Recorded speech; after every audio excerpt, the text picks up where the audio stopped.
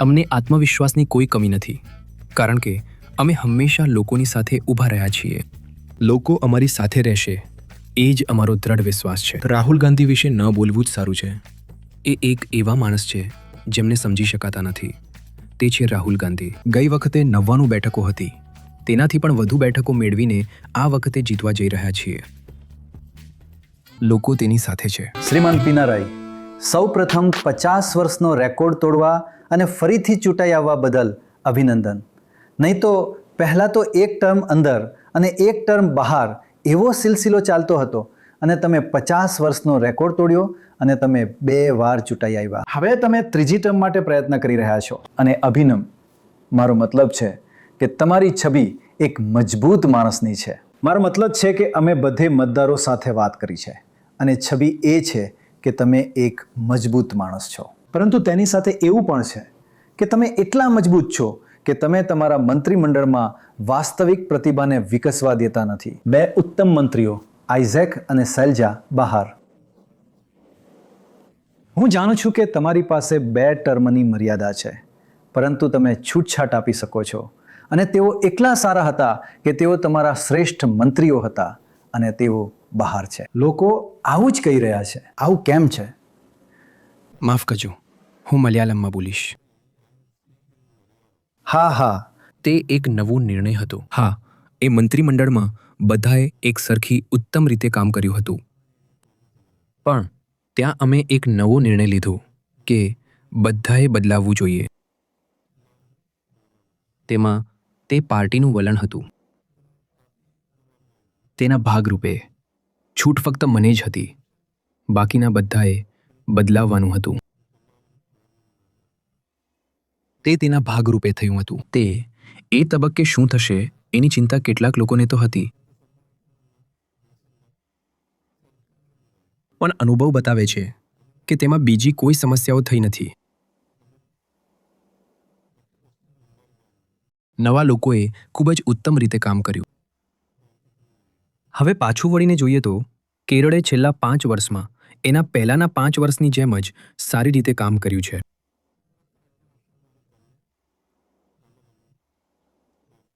તેને કોઈ ખાસ નેગેટિવિટી પણ ઊભી કરી નથી. તે જ હકીકત છે. સર, અહીં તમારા ઘણા સમર્થકો દ્વારા તમને કપ્તાન કહેવામાં આવ્યા છે. એક વાત એ છે કે તમે જાણો છો, તમે નેતા તરીકે 10 વર્ષ પૂરા કરી ચૂક્યા છો અને હવે તમે કહી રહ્યા છો કે તમારું પ્રચાર સૂત્ર હકીકતમાં LDF સિવાય બીજું કોણ છે. લોકસભાની ચૂંટણીઓ અથવા સ્થાનિક સંસ્થાની ચૂંટણીઓમાં દેખાવ સૂચવશે કે કદાચ અન્ય વિકલ્પો પણ છે. દરેક ચૂંટણીની એક અલગ પદ્ધતિ હોય છે. તેના ભાગરૂપે વિધાનસભાની ચૂંટણીને વિધાનસભાની ચૂંટણી તરીકે જ જોવી જોઈએ. વિધાનસભાની ચૂંટણી કેરળના સમગ્ર ભવિષ્યને નિર્ધારિત કરે છે. આમાં કેરળનો અનુભવ મહત્વનો છે. તે અનુભવના આધારે 2016થી 21 સુધીના 5 વર્ષનો સમયગાળો. તે પહેલાં રાજ્ય ખૂબ જ ખરાબ સ્થિતિમાં હતું. LDF તેને બદલવામાં સફળ રહ્યું. લોકો દ્વારા અપેક્ષિત પ્રગતિ રાજ્યમાં થઈ. દરેક ક્ષેત્રમાં, શિક્ષણ ક્ષેત્રે, આરોગ્ય ક્ષેત્રે, આપણા પર્યાવરણ ક્ષેત્રે, ઔદ્યોગિક ક્ષેત્રે, IT ક્ષેત્રે, કૃષિ ક્ષેત્રે, દરેક ક્ષેત્રમાં મોટો બદલાવ આવ્યો.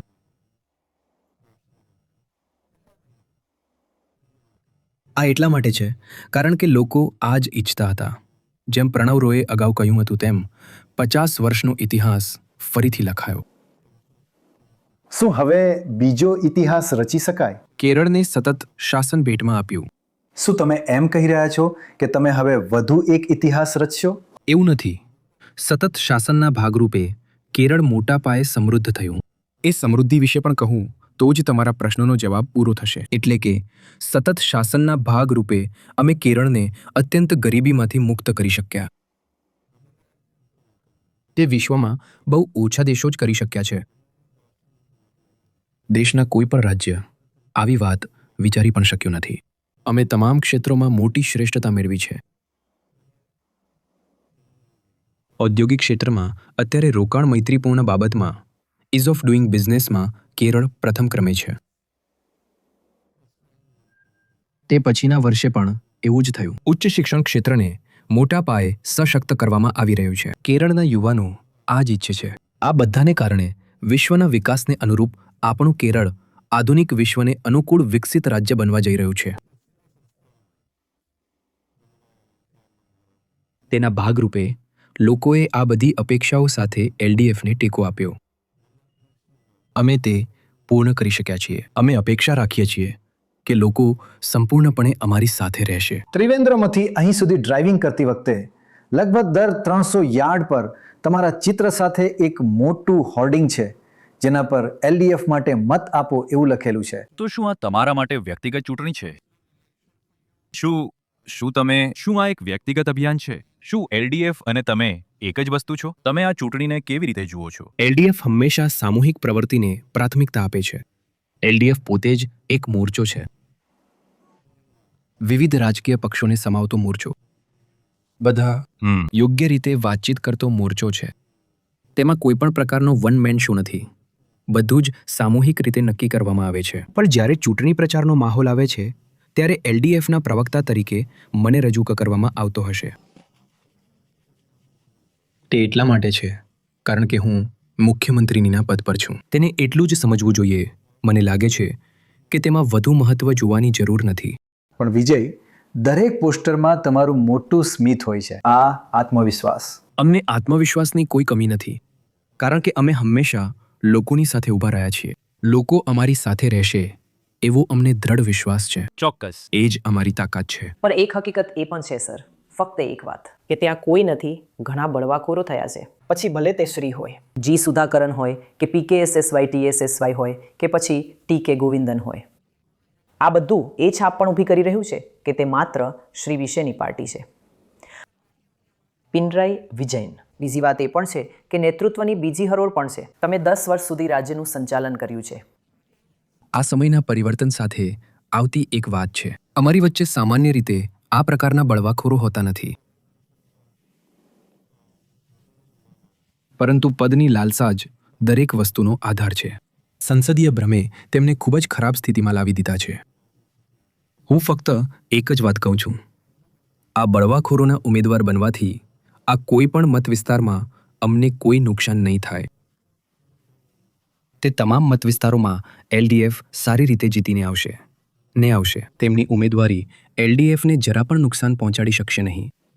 સર, એવું વ્યાપકપણે માનવામાં આવે છે કે મુખ્યમંત્રી તરીકેની તમારી બીજી ટર્મમાં તમે તમારી નિર્ણય લેવાની પ્રક્રિયામાં વિચારધારા પર વ્યવહારિકતાને પ્રાધાન્ય આપ્યું છે. પછી ભલે તે શબરીમાલાનો મુદ્દો હોય, કેટલાક મેગા ઇન્ફ્રાસ્ટ્રક્ચર પ્રોજેક્ટ્સ હોય કે પછી એરવા જાતિના નેતા વેલ્લાપલ્લી નટેસન સાથે તમારો સતત સંપર્ક હોય, જેમણે મુસ્લિમ સમુદાય વિશે ઉશ્કેરણીજનક ટિપ્પણીઓ કરી છે. તો તમે તેના પર શું પ્રતિક્રિયા આપશો? આમાં એલડીએફ દ્વારા લેવાયેલું વલણ સામાન્ય રીતે રાજ્યના વિકાસ માટે યોગ્ય છે. તેના ભાગરૂપે જ દરેક યોજનાને લાગુ કરવાનો પ્રયાસ કર્યો. નેશનલ હાઈવેનો વિકાસ કેરળ માટે જરૂરી હતો. તેનો વિરોધ હતો. વિરોધને પાર કરીને અમે તેને લાગુ કરી શક્યા. લોકોએ આપેલું સમર્થન જ તેનો આધાર છે. લોકો તે ઈચ્છી રહ્યા છે. તેની સાથે જ તે તબક્કામાં ગેઇલ પાઇપલાઇનનો અમલ કરવાનો હતો, પરંતુ તે અટકી પડી હતી. અમે લોકોની ઈચ્છા અનુસાર તેનો અમલ કરવા માટે આગળ વધ્યા. તેનો અમલ કર્યો. આ બધામાં અમે જે અભિગમ અપનાવ્યો તે લોકોને સમજાવવાનો હતો. લોકોને સમજાવ્યા, લોકોને સાથે રાખ્યા. આ રીતે લોકોનો સહકાર મેળવ્યો. સારી રીતે અમલ કરી શક્યા. અમારે માટે તે તબક્કે જ અટકી ગયેલી એક યોજના હતી, એડમન કોચ્ચી પાવર હાઈવે. તે પણ પાવર ગ્રીડ કોર્પોરેશને છોડી દીધી હતી. તેમને પાછા બોલાવ્યા, કામ પૂરું કરવા કહ્યું. તેમાં પણ કેટલીક અડચણો આવી, પરંતુ અમે તેને પૂર્ણ કરી શક્યા. પ્રદેશ પ્રત્યે પ્રતિબદ્ધ એક મોરચા તરીકે અમે આ બધું પૂર્ણ કર્યું છે. એ અમારી એક વિશેષતા છે. તો ઇન્ફ્રાસ્ટ્રક્ચરની દ્રષ્ટિએ જોઈએ તો માત્ર આ જ નહીં, અમારો મલ્યોરા હાઈવે પણ છે. એવી જ રીતે તટીય હાઈવે 10,000 કરોડ રૂપિયાના ખર્ચે રાજ્ય આને પૂર્ણ કરી રહ્યું છે. તે નાણાં KIIFB દ્વારા મેળવવામાં આવ્યા છે. કોવલમથી બેકલ સુધીનો જળમાર્ગ છે. 600 કિલોમીટર છે. તે જળમાર્ગને પૂર્ણ કરવાના પ્રયાસો ચાલી રહ્યા છે. તે પૂર્ણ થવાથી કેરળના ટુરિઝમમાં મોટો ફેરફાર આવશે, કારણ કે તે પ્રવાસીઓ માટે એક મોટું આકર્ષણ બની જશે. તેવી જ રીતે વિઝિન્જમ એક એવી પરિયોજના છે જે અમે પૂર્ણ કરી છે. વિઝિન્જમ કેરળનું એક બંદર હોવા છતાં વાસ્તવમાં તે ભારતનું બંદર છે. આ ભારત દેશનું સૌથી મોટું બંદર બની ગયું છે. તે વિશ્વના દુર્લભ બંદરોમાંનું એક બની ગયું છે. તેવી જ રીતે એરપોર્ટનો વિકાસ અમે સારો હસ્તક્ષેપ કર્યો છે. કન્નૂર એરપોર્ટને સાકાર કર્યું. પરંતુ તેના સંબંધમાં કેન્દ્ર સરકારની નીતિને કારણે કેટલાક અવરોધો આવ્યા છે. શબરીમાલામાં બીજું એરપોર્ટ સ્થાપવા માટેના પગલાં લેવામાં આવી રહ્યા છે. આવા માળખાકીય સુવિધાના વિકાસને સારી રીતે અમલમાં મૂકવા માટે અમે તૈયાર છીએ. તેની સાથે જ જો શબરીમાલાની સમસ્યા જોઈએ તો શબરીમાલાની સમસ્યામાં અમે કોઈ નવો અભિગમ અપનાવ્યો નથી. 2006ની LDF સરકારે અપનાવેલો એક અભિગમ છે. તે એ છે કે રીત રિવાજો અને અનુષ્ઠાનોના મુદ્દાઓમાં તેનાથી સંબંધિત નિર્ણયો પર પહોંચતા પહેલા કોર્ટે આપણા આ ક્ષેત્રના નિષ્ણાતો, વિદ્વાનો અને સાથે સાથે સમાજ સુધારકો સાથે ચર્ચા કરવી જોઈએ.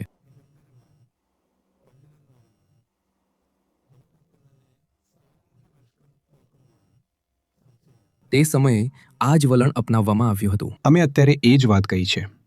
અત્યારે ફક્ત સુપ્રીમ કોર્ટે પૂછેલા પ્રશ્નનો જવાબ આપ્યો છે. બાકીની બાબતો સુપ્રીમ કોર્ટ પૂછશે ત્યારે કહેવાની છે. વેલ્લાપલ્લી નટેશન એક સામુદાયિક નેતા છે. તેઓ SNDP નામના આપણા કેરળના સૌથી મોટા નવજાગરણ આંદોલનના ઇતિહાસ ધરાવતા સંગઠનના નેતા છે. તેમની કેટલીક ટીકાઓ વિવાદાસ્પદ બની છે, પરંતુ તેના સંબંધમાં તેમણે આપેલો એક ખુલાસો છે. તે ખુલાસો: મેં મુસ્લિમોની ટીકા નથી કરી.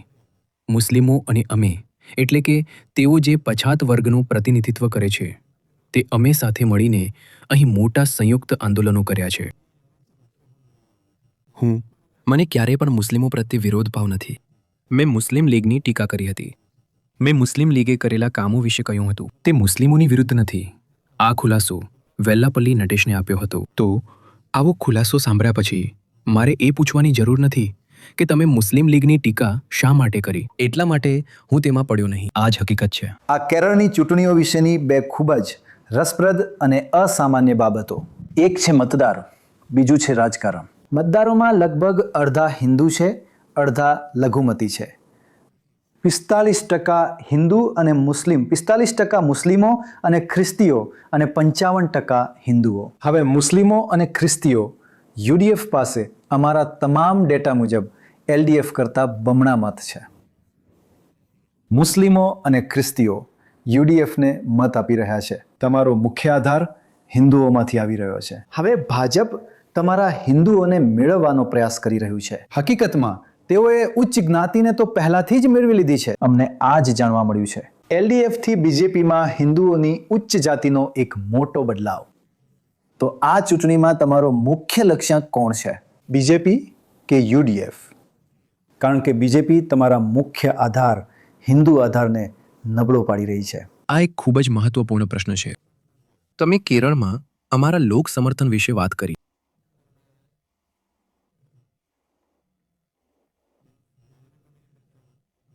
તેમાં પ્રારંભિક તબક્કામાં આ કહેલી વાત સાચી છે. પ્રારંભિક તબક્કામાં અમને સૌથી વધુ સમર્થન હિન્દુ વર્ગમાંથી મળતું હતું.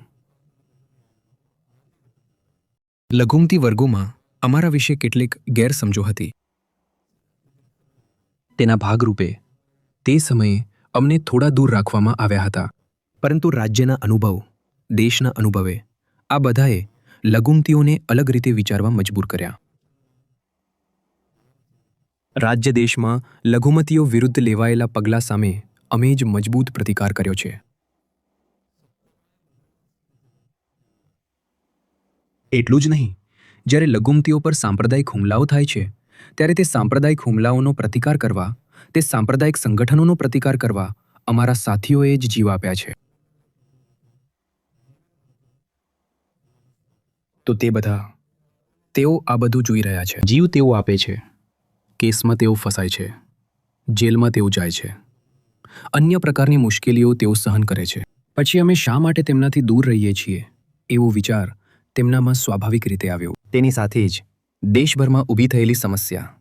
તે તબક્કે ભારત દેશમાં CPIM અને ડાબેરી પક્ષે લીધેલું વલણ તેને પણ લઘુમતીઓને મોટા પ્રમાણમાં વિચારતા કરી દીધા. આ બધાના ભાગરૂપે એક સારો બદલાવ અમારી તરફેણમાં આવ્યો. એટલે કે પહેલાં અમને દૂર રાખવામાં આવ્યા હતા એવું લાગતું હોવા છતાં લઘુમતીઓમાં સામાન્ય રીતે સારી સ્વીકૃતિ હતી. અત્યારે અમારો અનુભવ છે, અમને લઘુમતી સમુદાયના કોઈ પણ વર્ગનો સંપર્ક કરવામાં કોઈ મુશ્કેલી નથી.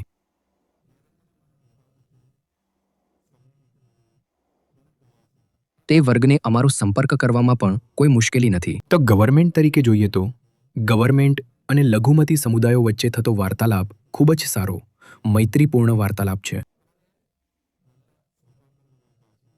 તેમના તમામ નેતૃત્વ સાથે સારા સંબંધો જાળવી રાખવામાં આવે છે. આજે તમે કહ્યું તે રીતે હિન્દુ સમુદાય મોટા પ્રમાણમાં એલડીએફ અને સીપીઆઈએમને સમર્થન આપી રહ્યો છે તે વાત સાચી છે. એ સમર્થન હજુ પણ ચાલુ છે. આ બધાને કઈ રીતે નબળા પાડીને સીપીઆઈએમ, ડાબેરી પક્ષ અને એલડીએફને નબળા પાડી શકાય તે કોંગ્રેસ અને બીજેપી જોઈ રહ્યા છે. અત્યારે બીજેપીએ દેશમાં જ સૌથી મોટા દુશ્મન તરીકે સામ્યવાદીઓને જોયા છે. આંતરિક દુશ્મનો તરીકે તેમણે 3 જૂથોને જોયા. એક મુસ્લિમ, ખ્રિસ્તી, સામ્યવાદીઓ. આને જ તેમણે તેમના આંતરિક દુશ્મનો તરીકે જાહેર કર્યા છે. એટલા માટે જ નરેન્દ્ર મોદીએ પોતે ત્રિપુરામાં ચૂંટણી વિજય પછી કહ્યું હતું કે આ એક વૈચારિક વિજય છે. તો તેઓ અમને સૌથી મોટા દુશ્મન તરીકે જ જુએ છે. અમે સાંપ્રદાયિકતા સાથે કોઈ સમાધાન કરી શકતા નથી. સાંપ્રદાયિકતા પ્રત્યે અમે સારો બિનસમાધાનકારી અભિગમ જ અપનાવીએ છીએ. બીજેપી નામની રાજકીય પાર્ટી આરએસએસ દ્વારા સંચાલિત પાર્ટી છે. સૌ જાણે છે કે આરએસએસ કટ્ટર સાંપ્રદાયિક વલણ અપનાવી રહ્યું છે. અમે હંમેશા સાંપ્રદાયિકતા વિરુદ્ધ બિનસમાધાનકારી વલણ અપનાવ્યું છે. અમે તમામ પ્રકારની સાંપ્રદાયિકતા વિરુદ્ધ મક્કમ વલણ અપનાવીએ છીએ. કેરળની પરિસ્થિતિ તપાસીએ તો કેરળમાં મોટા પાયે ટક્કર. જો દરેક મત વિસ્તારની જીતવાની સંભાવના જોઈએ તો તે યુડીએફ અને એલડીએફ વચ્ચે છે. તો ઘણી જગ્યાએ એલડીએફના મુખ્ય પ્રતિસ્પર્ધી તરીકે યુડીએફ જ હશે. અહીં કેરળમાં બીજેપીને એક પણ બેઠક મળવાની શક્યતા નથી એવું હું માનું છું. એક પણ બેઠક મળવાની શક્યતા નથી. પરંતુ અમે બીજેપીને મુખ્ય દુશ્મન તરીકે જોઈએ છીએ. શા માટે? જો બીજેપી દેશમાં પોતાનો પ્રભાવ જમાવશે તો તે બેઠકો જીતવાની વાત નથી. જો કોઈ પણ રીતે પ્રભાવ જમાવવાની પરિસ્થિતિ ઊભી થશે તો પણ દેશનું વાતાવરણ બદલાઈ જશે. દેશની શાંતિ અને સુલેહમાં વિઘ્ન આવશે. તો દેશની શાંતિ અને સુલેહ જાળવી રાખવાની જરૂર છે. આ પાછલા 10 વર્ષથી કેરળ સાંપ્રદાયિક સંઘર્ષ વિનાનું, સાંપ્રદાયિક રમખાણો વિનાનું એક રાજ્ય છે. દેશથી તદ્દન અલગ એક પરિસ્થિતિ કેરળમાં પ્રવર્તે છે. અહીં શાંતિ અને સુમેળ પ્રવર્તે છે. ઘણા લોકો કેરળમાં રહેવા માટે દોડી રહ્યા છે. જો આ આરએસએસ અને અન્ય લોકોને પ્રભાવ મળશે તો તે વાતાવરણ બદલાઈ જશે. અત્યારે આપણે સૌ આપણને ગમતા વસ્ત્રો પહેરીએ છીએ, આપણને ગમતું ભોજન ખાઈએ છીએ, આપણને ગમતી રીતે જીવી મનપસંદ ઉપાસના સ્થળોએ જઈએ છીએ. અહીં આ બધાનો અધિકાર છે. કોઈ પણ કોઈના પર અન્ય નિયંત્રણો લાદી શકતું નથી.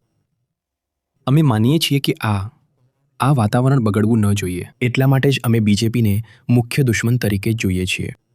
ચૂંટણીમાં દરેક મત વિસ્તારમાં અમે યુડીએફને જ મુખ્ય દુશ્મન તરીકે જોઈએ છીએ. તેમને હરાવવા એ જ અમે મુખ્ય રીત માનીએ છીએ. તે જ સમયે અમે એ પણ માનીએ છીએ કે બીજેપીને એક પણ મત વિસ્તાર મળવાની શક્યતા નથી. તમે કહી રહ્યા છો કે બીજેપી તમારો મુખ્ય દુશ્મન છે અને છતાં અહીં સૌથી મહત્વપૂર્ણ રાજકીય વિરોધી નથી. અને છતાં તમે એ સ્વીકારશો કે તમારા રાજ્યમાં બીજેપીની હાજરી વધી રહી છે. ઉપરાંત રાહુલ ગાંધી કહે છે કે કોંગ્રેસ અને યુડીએફને હરાવવા માટે તમે હકીકતમાં ભાજપ સાથે સમજૂતી કરી રહ્યા છો. રાહુલ ગાંધી વિશે ન બોલવું જ સારું છે.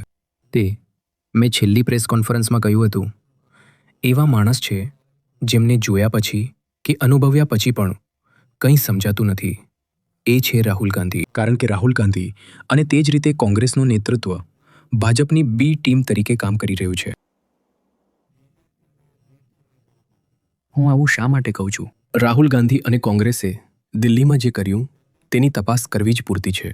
ઉત્તર ભારતમાં દિલ્હી એક ભાજપ મુક્ત સ્થળ હતું. ત્યાં ભાજપ માટે સુવિધાઓ ઊભી કરવાનું અને ભાજપને જીતીને આવવાની સગવડ કરી આપનારા રાહુલ ગાંધી અને કોંગ્રેસ જ હતા. કેજરીવાલ વિરુદ્ધ એક મજબૂત પગલું. જ્યારે કેજરીવાલના મંત્રીમંડળના એક સભ્યની ધરપકડ કરવામાં આવી ત્યારે કોંગ્રેસ જ એ પૂછનાર હતી કે કેજરીવાલની ધરપકડ કેમ કરવામાં નથી આવી. જ્યારે કેજરીવાલની ધરપકડ કરવામાં આવી ત્યારે કોંગ્રેસે જ તાળીઓ પાડી હતી અને ફટાકડા ફોડ્યા હતા. હવે કોર્ટે કેજરીવાલને નિર્દોષ જાહેર કર્યા છે. હકીકતમાં જ્યારે ભાજપના મોં પર તમાચો પડે છે ત્યારે કોંગ્રેસને પણ તમાચો વાગે છે. ત્યાં ચૂંટણી આવી. કોંગ્રેસની સંભાવના શું છે તે તો બધા જાણે જ છે, પરંતુ બીજેપીને આવવાની સુવિધા કરી આપે એ રીતે આપણા કેજરીવાલ અને આપનો વિરોધ કરવાની નીતિ જ કોંગ્રેસે અપનાવી હતી ને. તેનાથી તો બીજેપીને સત્તામાં આવવાની સુવિધા થઈ ગઈ. એટલે જ તો તેઓ બીજેપીની બી પાર્ટી તરીકે અધોગતિ પામ્યાની સ્થિતિમાં પહોંચ્યા. નહીં. હવે હરિયાણા. તમે બધા સારી રીતે જાણો જ છો. શું કોઈએ એવી ગણતરી કરી હતી કે હરિયાણામાં બીજેપી જીતીને આવશે? બીજેપી એ પોતે પણ એવી ગણતરી નહોતી કરી. પણ શા માટે? આજના ભારતમાં આપણા દેશની પરિસ્થિતિને જોતા બીજેપીનો સામનો કરવા માટે બિન બીજેપી પક્ષોમાંથી કોઈ એક પક્ષ ધારે તો તેટલું જ પૂરતું નથી. બિન બીજેપી પક્ષોની વ્યાપક એકતા જરૂરી છે. એ એકતાની વિરુદ્ધ જ કોંગ્રેસે હરિયાણામાં કામ કર્યું હતું, નહીં? એટલા માટે જ તો જેમને સાથે રાખવા જોઈતા હતા તેમને સાથે રાખી ન શકાયું, નહીં? તેનાથી તો બીજેપીને જ મદદ મળી ને. તેનું પરિણામ એ જ આવ્યું ને કે બીજેપીને ફાયદો મળ્યો. આનો જ એક બીજો ભાગ બિહારમાં જોવા મળ્યો હતો, નહીં? બિહાર સહિતના રાજ્યોમાં જ્યારે ચૂંટણીઓ થાય છે ત્યારે ત્યાં દરેક જગ્યાએ કોંગ્રેસ સૌથી પહેલા પરિસ્થિતિને ડહોળવાનું જ કામ કરે છે, નહીં? જો માહોલ ખરાબ થાય તો તે બીજેપી માટે અનુકૂળ પરિસ્થિતિ છે ને. તે પછી તેઓ કદાચ એક થઈ જશે. ત્યાં સુધીમાં તો માહોલ ખરાબ થઈ ગયો હશે ને. બીજેપી માટે અનુકૂળ સ્થિતિ આવી ગઈ ને. બીજેપી જીતી શક્યું ને. આવો જ અભિગમ તેઓએ હંમેશા અપનાવ્યો છે. તે દેશના બીજા ભાગોમાં જોવા મળી રહ્યું છે. કેરળમાં તો ઘણા સમય પહેલાથી જનસંઘ અને બીજેપી સાથે મળીને ચૂંટણી લડવાનો અનુભવ કેરળની કોંગ્રેસને છે. એ જ આપણે જોવાનું છે. તમે આર્થિક નાકાબંધીની વાત કરતા રહો છો. જો કેન્દ્રમાં બીજેપી સત્તા પર હોય અને તમે અહીં હો તો તમને કેન્દ્રમાંથી રાજ્ય માટે ભંડોળ કોણ આપશે? શું તેના કારણે રાજ્યને નુકસાન થશે? આ તો કેરળની મોટા પાયે અવગણના થઈ રહી છે ને. આપણા કેરળની સ્થિતિ તપાસીએ તો આપ કેરળની વસ્તી રાષ્ટ્રીય વસ્તીના 2.5% છે. આપણને મળતો કરવેરાનો હિસ્સો માત્ર 1.9 છે.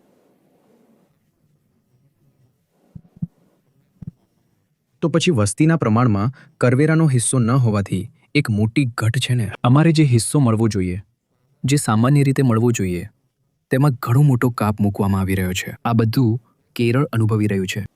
દેવું લેવું સામાન્ય રીતે રાજ્યના વિકાસ માટે હોય છે, નહીં કે અન્ય ખર્ચાઓ માટે. તે દેવું વિકાસ મૂડી ખર્ચ માટે જ ખર્ચવામાં આવે છે ને. 90%થી વધુ વિકાસ મૂડી ખર્ચ માટે ઉપયોગમાં લેવાયું છે. આવું જે દેવું લેવાનો હક છે તે લેવા દેતા નથી.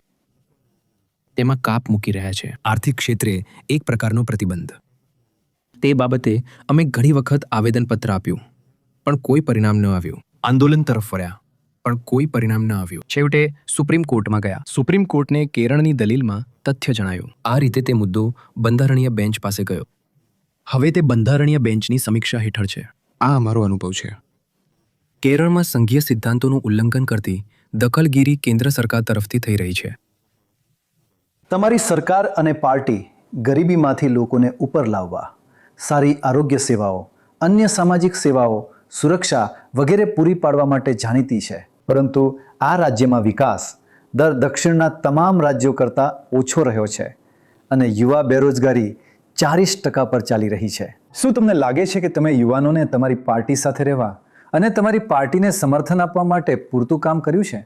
અને શું તમને લાગે છે કે તમે આ રાજ્યને પ્રગતિ કરતા રાખવા માટે આર્થિક રીતે પૂરતું કામ કર્યું છે? અમારું ઘરેલું ઉત્પાદન સારી રીતે સુધર્યું છે. વાત એટલી જ છે કે તે સુધારાના આંકડા અત્યારે મારી પાસે નથી. તે હું તમને આપી શક્યો હોત. વાસ્તવમાં આ એક ઘરેલું ઉત્પાદન છે જે સારા દરે વિકસી રહ્યું છે. અમારી પોતાની કર આવક અને બિનકર આવક વધી હોવાને કારણે જ અમે આટલા બધા અવરોધો અને નાકાબંધીઓ હોવા છતાં ટકી શક્યા.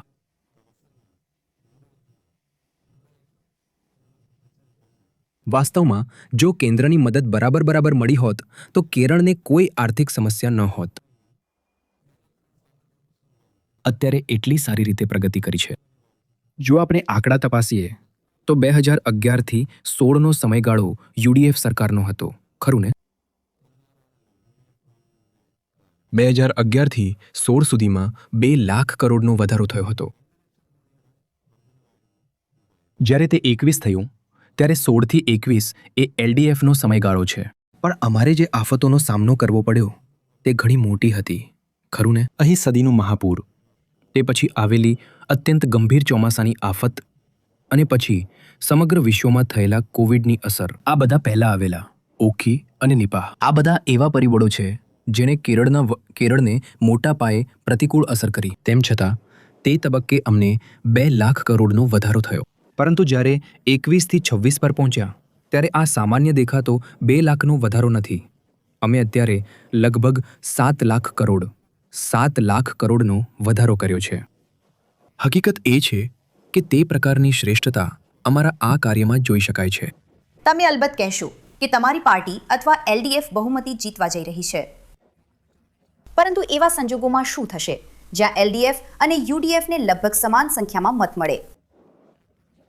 ના, અને રચવા માટે પૂરતી નથી. માફ કરજો, બેઠકો અને સરકાર રચવા માટે પૂરતી નથી. એવી કોઈ શક્યતા જ નથી.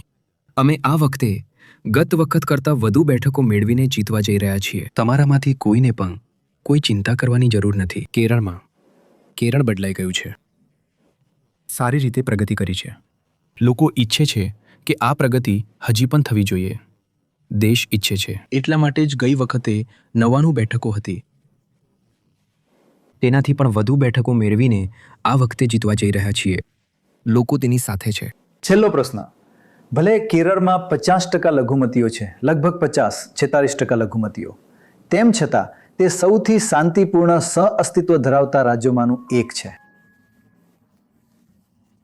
અમે કેરળની પ્રશંસા કરીએ છીએ. જે રીતે દરેક ખ્રિસ્તીઓ, મુસ્લિમો, હિન્દુઓ શાંતિથી રહે છે અને શાંતિથી એકબીજા સાથે વ્યવહાર કરે છે, તે ભારતના સૌથી બિન સાંપ્રદાયિક રાજ્યોમાંનું એક છે. સાચી બિન સાંપ્રદાયિકતાનું ઉદાહરણ છે. શું તે હવે જોખમમાં છે?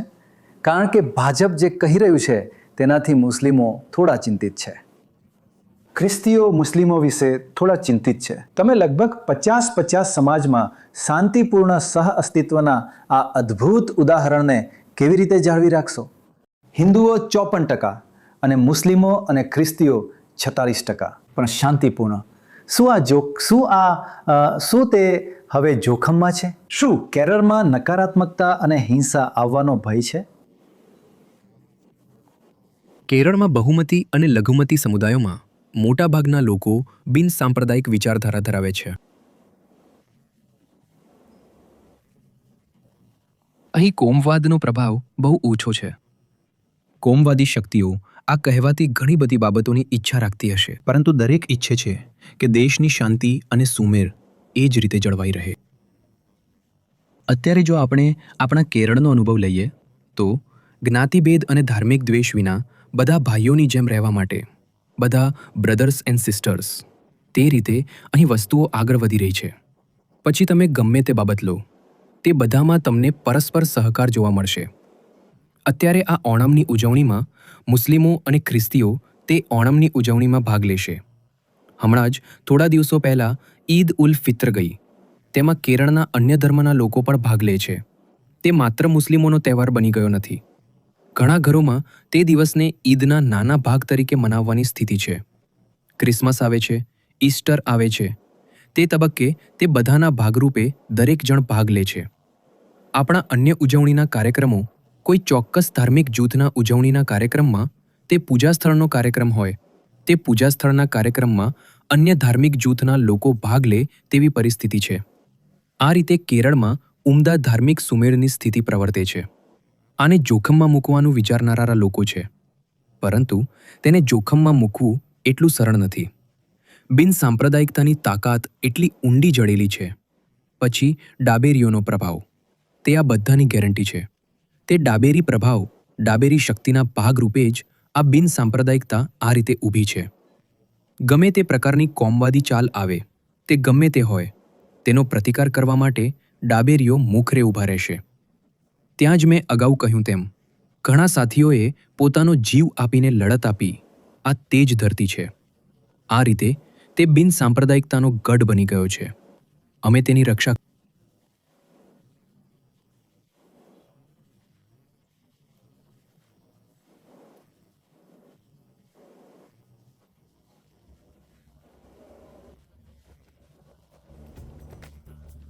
તમારો ખૂબ ખૂબ આભાર. માટે આભાર.